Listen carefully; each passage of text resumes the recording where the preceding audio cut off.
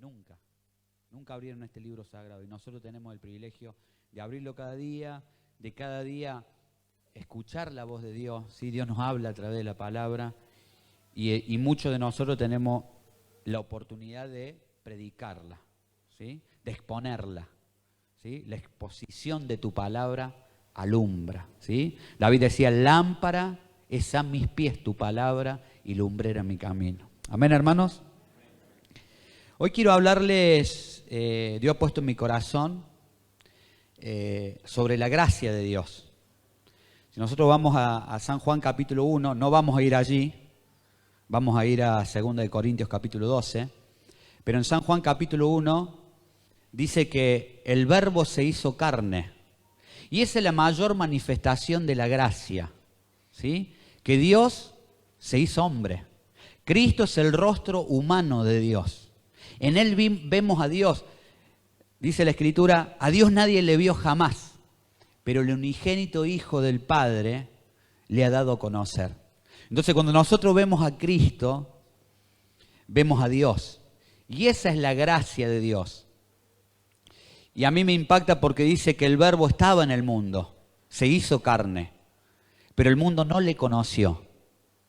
A los suyos vino y los suyos no le recibieron, mas a todos los que le recibieron, a los que creen en su nombre, le dio potestad de ser hechos hijos de Dios. Fíjese que hay 3 grupos de personas. Los que no le conocieron, los que no le recibieron y aquellos que en ese grupo entramos todos nosotros, que creemos en su nombre, creemos en lo que Él hizo en la cruz y a los cuales Dios nos ha llamado hijos, ¿sí? Y si somos hijos, dice Romano, somos coherederos, ¿sí? Somos herederos de Dios y coherederos con Cristo. Amén. Y esa es la gracia, la manifestación de Jesucristo en el mundo. Y esa gracia se hace efectiva en aquellos que lo aceptan por fe, ¿sí? La Escritura dice en Efesios, por gracia soy salvo, por medio de la fe. Y esto no es de vosotros, es un don de Dios. Amén. Entonces cuando hablamos de la gracia, Dios derrama gracia. ¿Qué es la gracia? ¿Sí? Definiciones, por ejemplo, como la gracia es el regalo inmerecido de Dios, ¿sí? Es un bien de Dios que se lo otorga al hombre sin que el hombre tenga méritos, ¿sí? Sin que haya hecho nada para obtenerlo. Pero la gracia también alguien dijo que es la grandeza de Dios que le rodea al hombre en su estado incompleto, ¿sí? Entonces la gracia es lo que nos capacita para servir a Dios. Es lo que nos dignifica delante de la presencia de Dios, ¿sí? Solamente por gracia. La única vestimenta, el único ropaje que Dios va a aceptar cuando entremos en la eternidad es la gracia de Dios. Nuestras obras no van a servir, ¿sí? Spurgeon decía, querer ser salvo por obras es como intentar cruzar el océano Pacífico en un barco de papel. O sea, es imposible ser salvo por las obras. Solamente por medio de la gracia somos salvos. Y dicho esto, quiero hablarle del apóstol Pablo, que él habló acerca de un aguijón que había en su carne. Pero es ese aguijón que él clamaba tanto para que Dios lo quitara, ¿sí? Era ese aguijón que le permitía que la gracia de Dios fluyera sobre su vida. Vamos a 2 Corintios capítulo 12, versículo 1 en adelante. Vamos a leer allí la palabra del Señor. Antes voy a orar.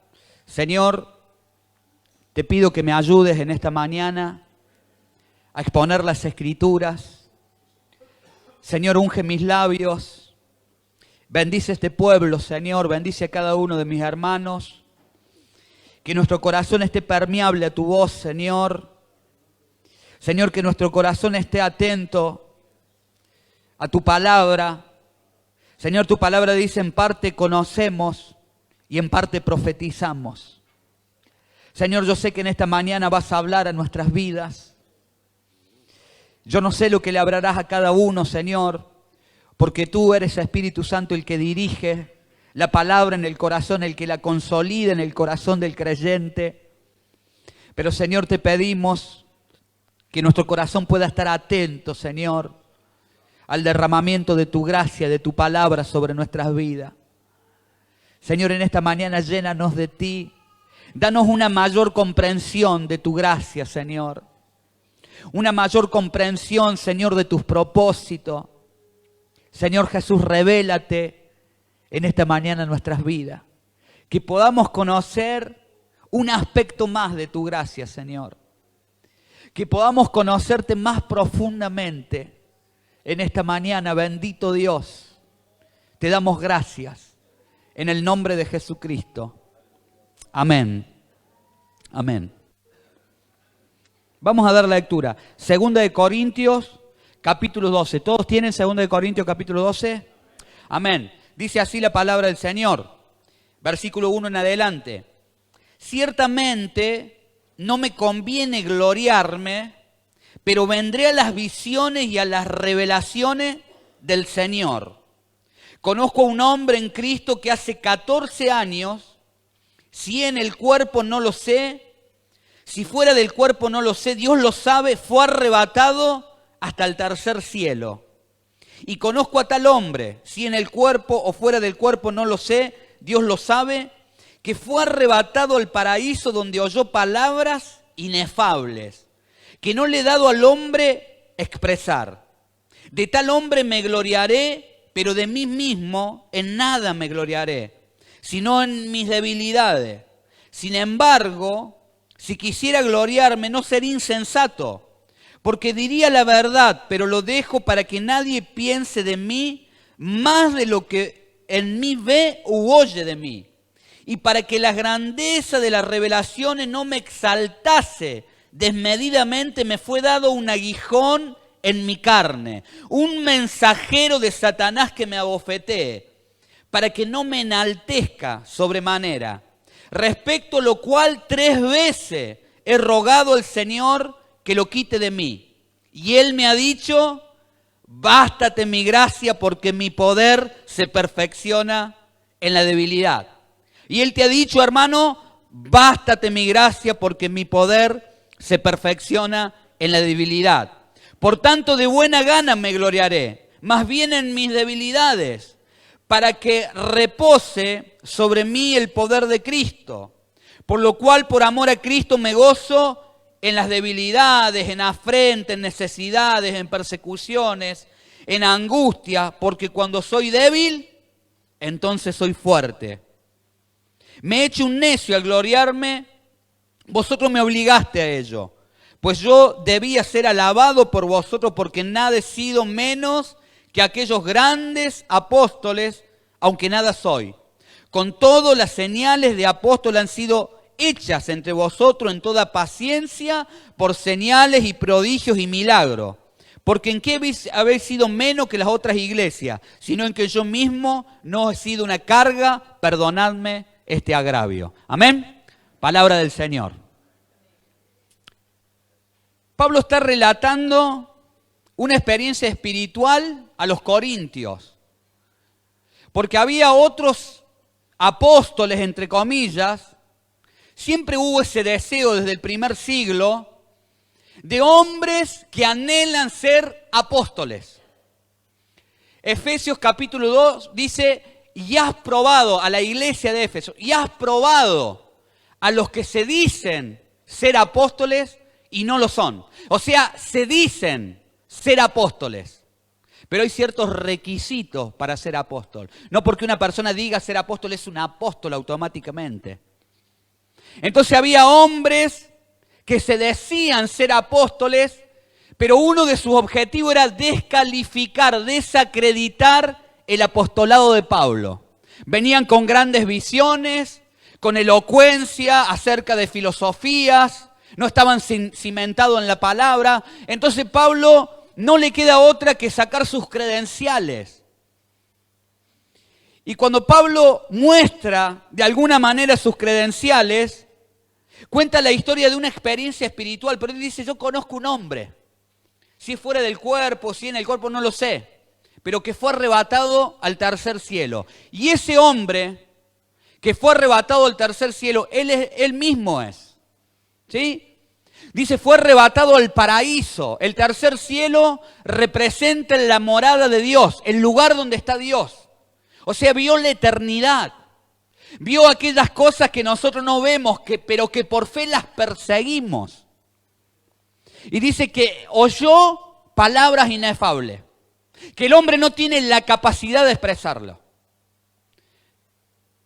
Y dice, de tal hombre me gloriaré, pero no me gloriaré de mí mismo. ¿Sí? Hace como una separación. Hay un hombre espiritual, hay un hombre que anhela las cosas de Dios. Pero hay otro hombre que vive en la carne, que tiene otras tendencias. Sí, Pablo en Romanos 8 dice, ¿quién me librará de este cuerpo de muerte? ¿Sí?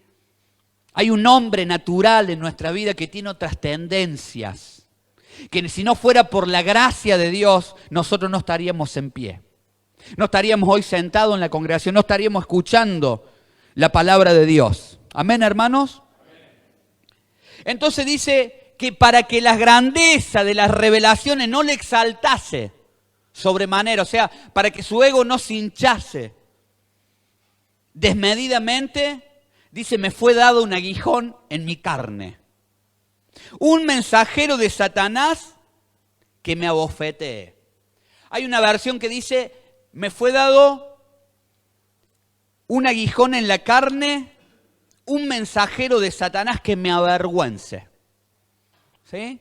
Le da como más claridad. Pablo dice que me abofetea. La idea que aparece de abofetear en griego no es que le dan como unas cachetadas, sino unos puñetazos, como un boxeador.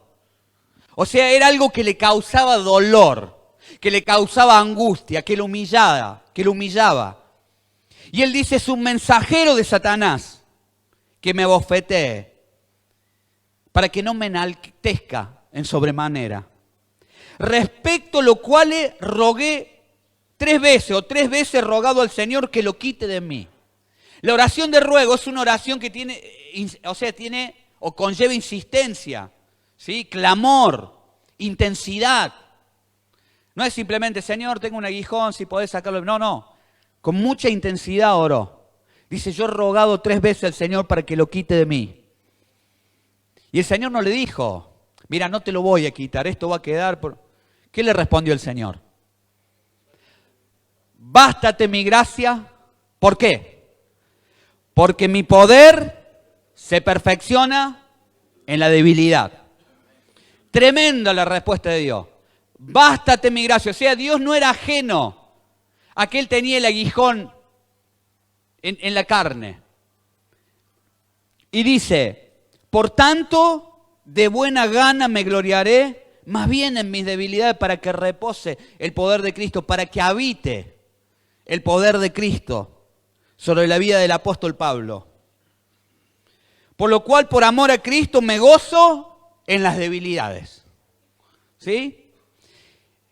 Él se afligía por esa debilidad, porque este mensajero de Satanás lo bofeteaba. No debemos pensar que es un demonio. ¿Sí? Ya vamos a definir qué es lo que creen, porque en realidad es incierto, no se sabe bien lo que era el aguijón en la carne, pero se deducen algunas cosas de las Escrituras. Entonces él dice, en las debilidades yo me gloriaré, para que repose el amor de Cristo. El poder de Cristo. Pero fíjese, por lo cual, por amor a Cristo, me gozo. O sea, hay una motivación, el amor a Cristo. Si nosotros sufrimos en la obra de Dios, pasamos aflicciones, necesidades, es por el amor a Cristo. Y tener ese enfoque nos produce gozo. Porque uno no sufre porque sí. Muchas veces por elegir por Cristo podemos sufrir, podemos tener consecuencias naturales, ¿sí? Como aquella persona que puede defender a Cristo en su trabajo y aún quedarse sin trabajo, ser despedido porque le habló a alguien de Cristo. Pero por amor de Cristo, dice Pablo, yo me gozo en las aflicciones, en las debilidades. Aquello que a él lo avergonzaba, ahora cambia la perspectiva. Porque Dios le dice, bástate mi gracia, porque mi poder se perfecciona en la debilidad. Entonces, por amor de Cristo me gozo en las debilidades, en afrenta, en necesidades, en persecuciones, en angustia, porque cuando soy débil, entonces soy fuerte. ¿Es débil usted? pero a través de la gracia de Dios es fuerte. Amén. Soy débil, somos débiles, sí, pero a través de la gracia de Dios somos fuertes. Todas las personas en el camino del Señor vamos a pasar por distintas circunstancias, vamos a pasar por desiertos, vamos a pasar por cosas muy duras, ¿sí?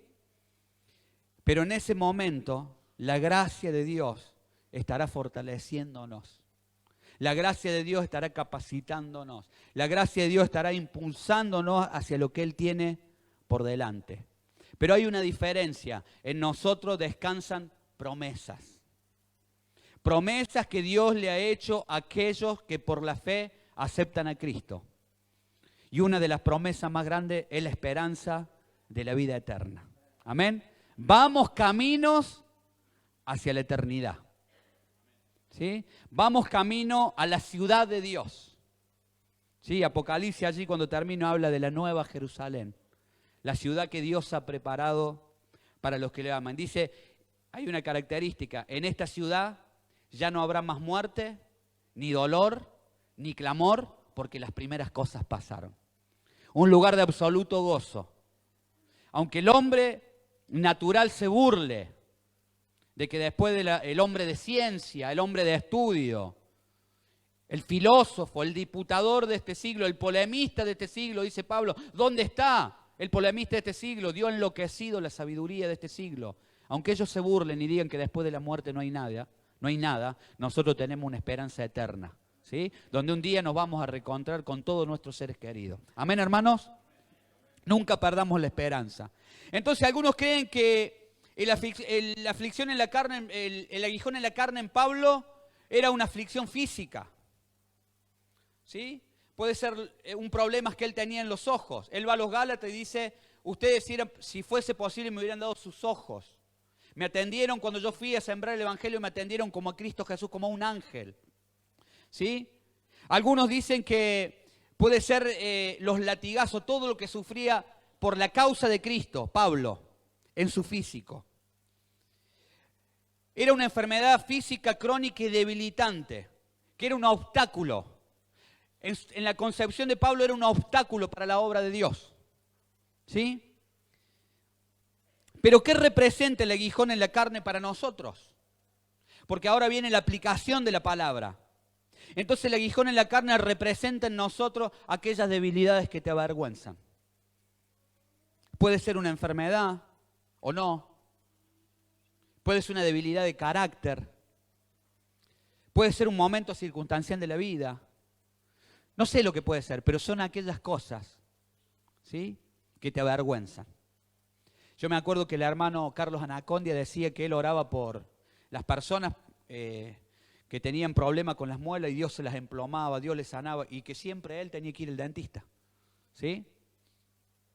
Entonces muchas veces pasa que nosotros damos una palabra para otro y tal vez esa palabra nosotros no la estamos viviendo, pero Dios te dice a través del don de la sabiduría, el don de ciencia que hablamos ayer, dale esa palabra porque es para Él. Yo tengo para vos otra cosa.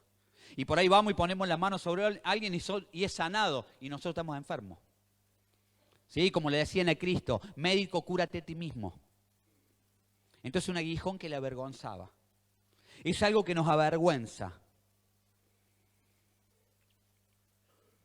Un mensajero de Satanás que avergüenza. ¿Sí? Este aguijón, por lo que dice el texto de Corintios, no se puede reprender. Nosotros los pentecostales reprendemos todo. Pero el aguijón de la carne no se puede reprender. ¿Sí? Dice, yo he rogado al Señor que lo quite de mí. He rogado 3 veces. Y la tercera vez el Señor le dijo, Pablo, bástate mi gracia. Está ahí.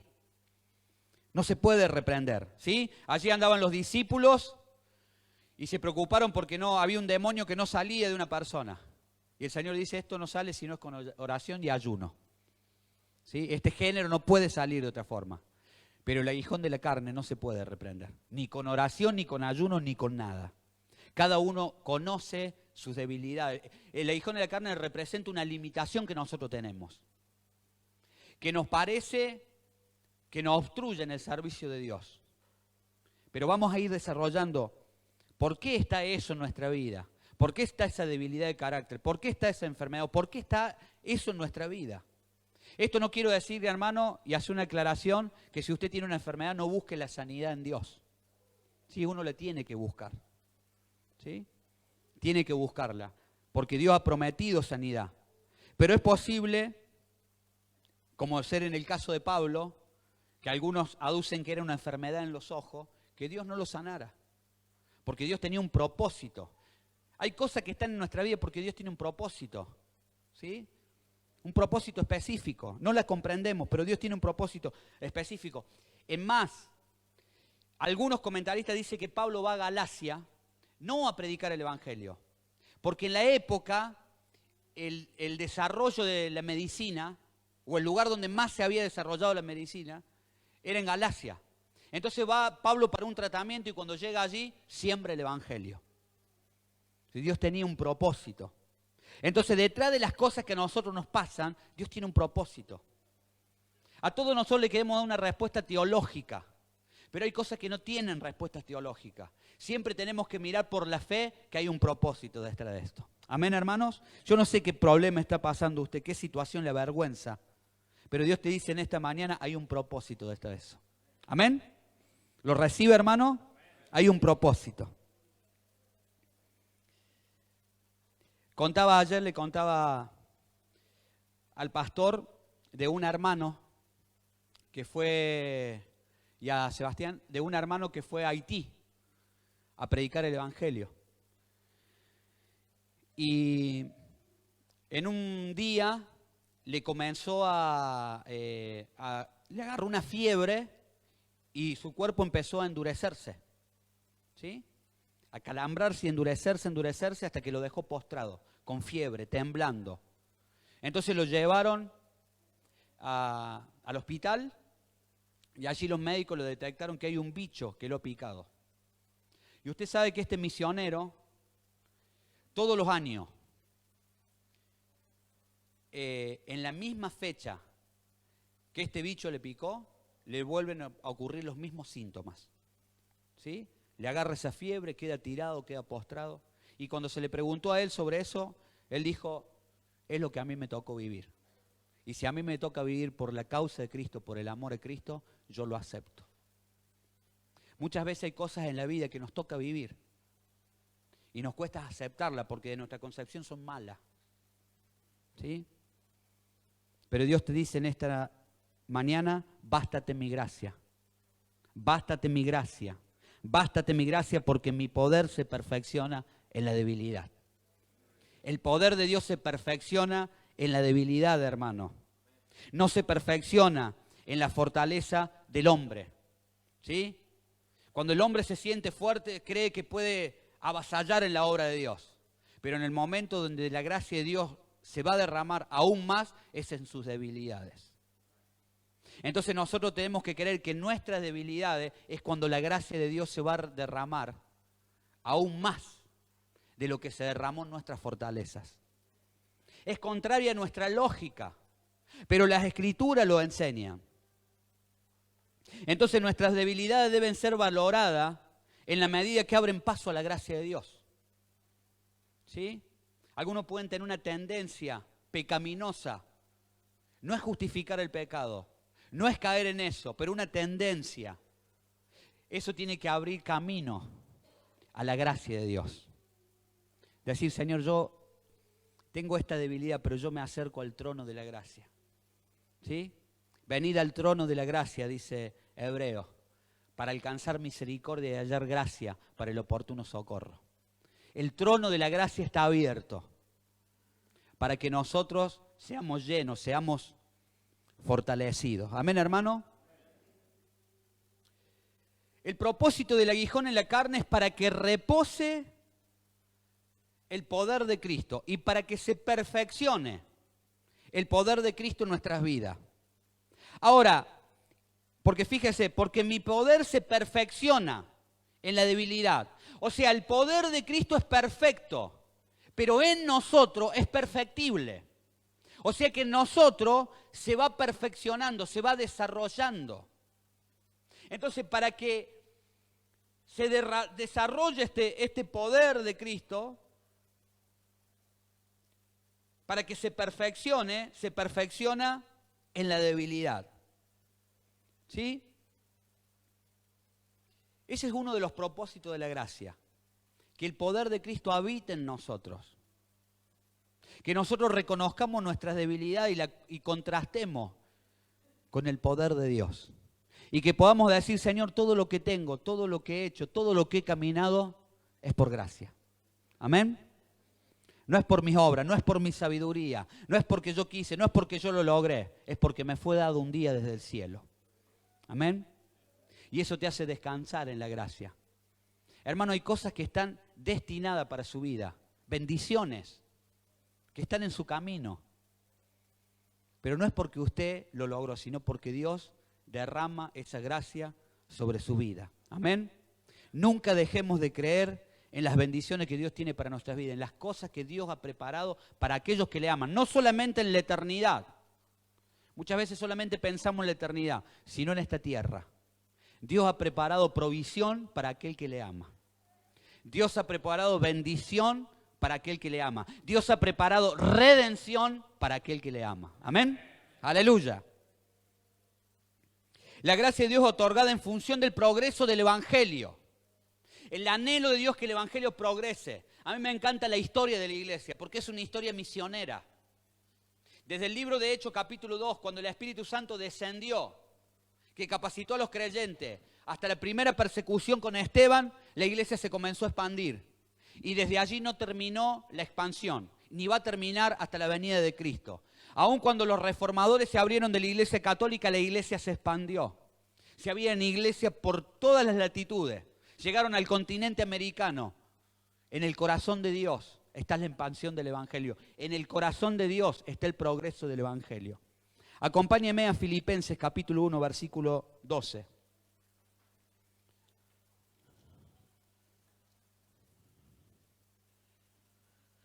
Filipenses 1, 12.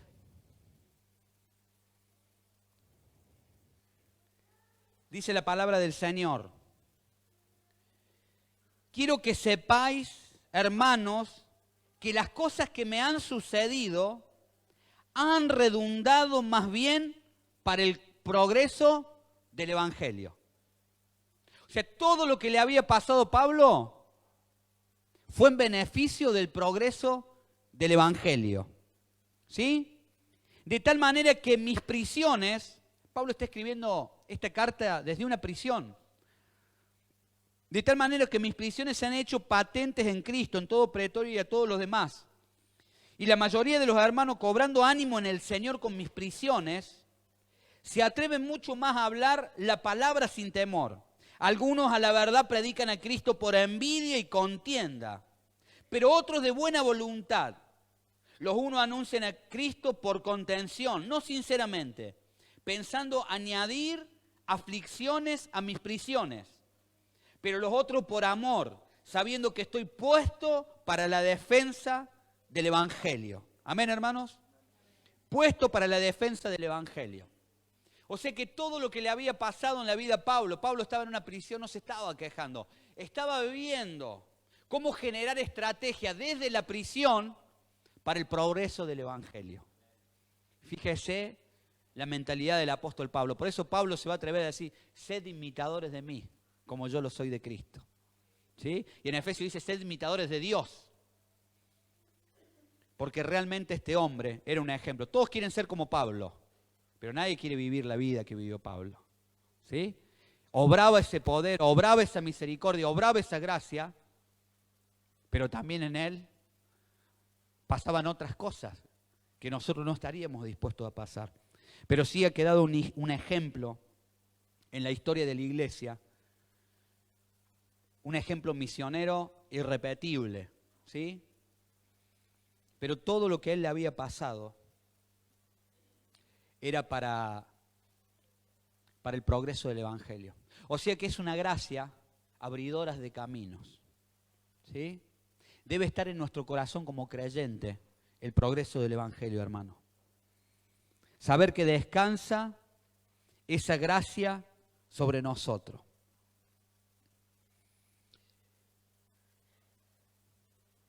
Un aspecto más de esta gracia es una gracia inversamente proporcional a nuestras debilidades. O sea que es una gracia con la forma de nuestras debilidades. Nos capacita, nos llena. Yo le había dicho que cuando comencé a compartir la palabra, que la gracia es la grandeza de Dios que le rodea al hombre de fe o a la mujer de fe en su estado incompleto.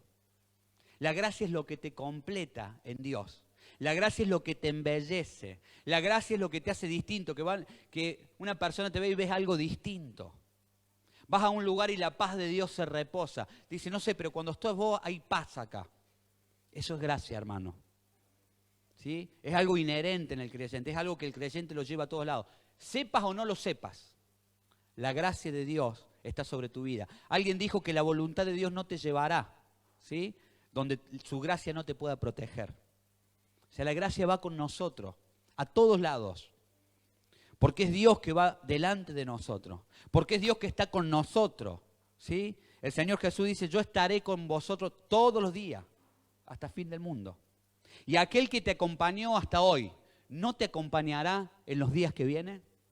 Amén, ¿sí? Él seguirá acompañándonos porque descansa una promesa. Entonces, es una gracia que nos muestra nuestras debilidades. Pero para que nosotros comprendamos aún más profundamente que todo lo que tenemos y todo lo que Dios nos ha dado es por gracia. Alguien dijo, la misericordia nos perdona, pero la gracia nos capacita. ¿Sí? La gracia nos capacita para que nosotros podamos vivir la vida de Dios. Le voy a leer algo que dijo un teólogo. La ley ha sido dada para que se implore la gracia, y la gracia ha sido dada para que se observe la ley. Nosotros no somos salvos por la ley, pero Dios nos capacita para cumplir la ley espiritual de Dios. La ley que quedó, o sea, la ley que caducó es la ley ritualista del Antiguo Testamento. Una ley que no era un medio de salvación. Pero nosotros tenemos que cumplir los mandamientos, ¿sí? Entonces la gracia nos capacita para que seamos personas espirituales, para que podamos cumplir la ley. Pero no cumplir la ley para ser salvo, sino cumplir la ley porque soy salvo, ¿sí? O sea que la gracia me capacita cuando soy salvo, no me capacita para ser salvo. ¿Me explico, hermano? Entonces es una gracia que nos capacita para cumplir las demandas de Dios. Dios hace un llamado a nuestra vida, Dios hace un llamado a nuestro corazón. Pone privilegio, pone promesa, pero también hay demandas del Señor. Y nosotros como creyentes tenemos que estar a la altura de esas demandas. Muchas veces nos cuesta, muchas veces nuestra carne no quiere sujetarse a las demandas de Dios. Pero la gracia nos capacita, hermano. Yo creo que seguramente hay mucha más, pero dos aspectos que Dios ha puesto en mi corazón en cuanto a esta capacitación. Primero nos capacita para que cambiemos. Sí, hay personas que dicen, no, yo no cambio más, yo soy así toda mi vida. No está abierto a la gracia. Algunos se enorgullecen de cómo son. ¿Sí? Hay un orgullo, no, yo soy así, yo la vi, no cambio más, nadie me puede cambiar. No está abierto a la gracia. La gracia nos capacita para que cambiemos, para que vayamos creciendo a la imagen de Cristo. Y la otra capacitación de la gracia es que la gracia nos capacita para llevar adelante el ministerio. ¿Sí? En el seminario había un dicho muy común. Dios no llama a personas capacitadas. Dios capacita a los llamados. ¿Sí? Entonces tal vez hay una tarea que Dios ha dado que te parece imposible, pero te quiero decir en esta mañana que la gracia te capacita para que la lleves adelante. Amén. Dios te va a capacitar. No es por tus cualidades y tus capacidades. Dios te va a capacitar. Si Él te llamó, Él te va a capacitar. No tengas miedo, hermano. Camina por las puertas que Dios te abre. Porque Él te va a capacitar. Amén, hermanos. No te quedes si hay una debilidad en tu vida, sino ve al trono de la gracia. Ve a buscar gracia. Señor, acá estoy. Nada soy. Sí, dice la Escritura, ¿quién es el hombre para que tú te acuerdes de él? O el Hijo del Hombre para que le hiciste un poco menor que los ángeles, pero le has coronado de gloria, de honra, de gracia.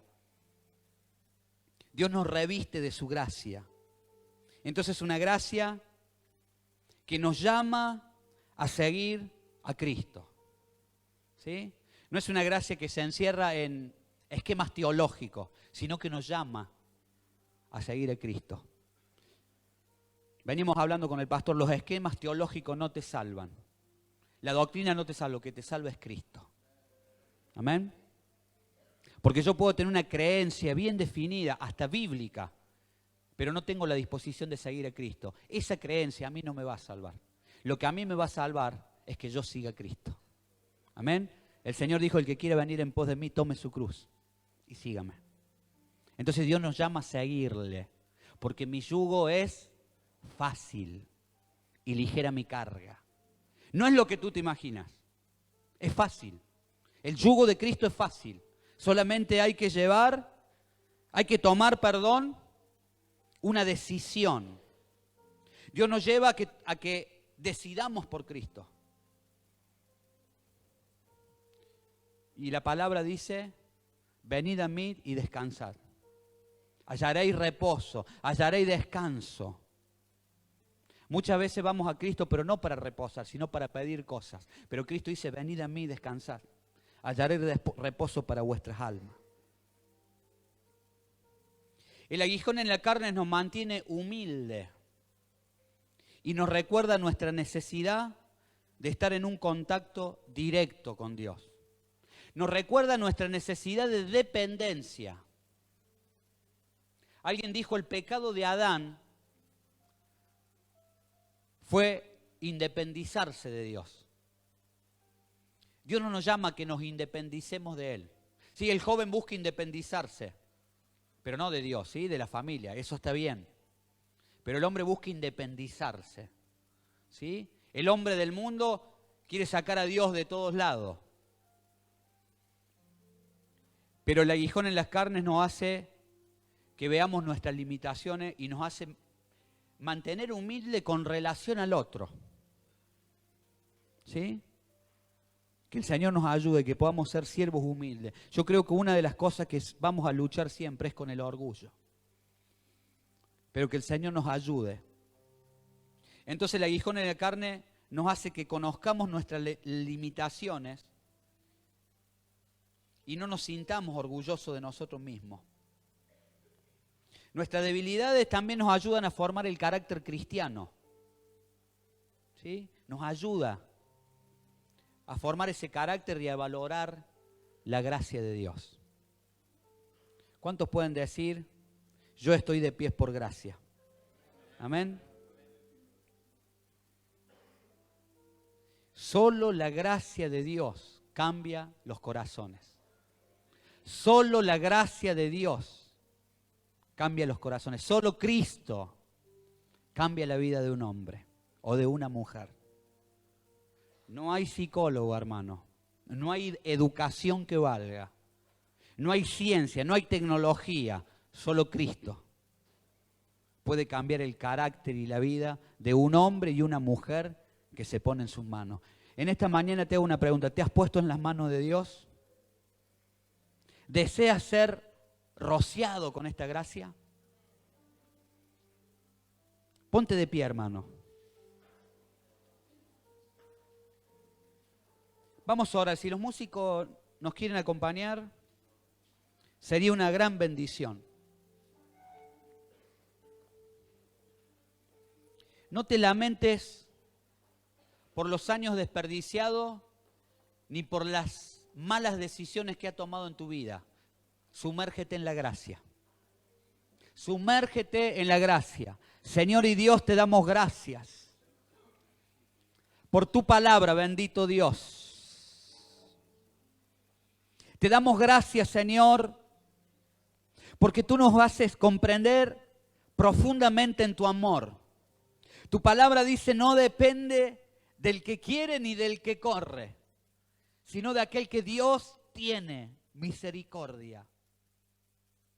Misericordia quiero y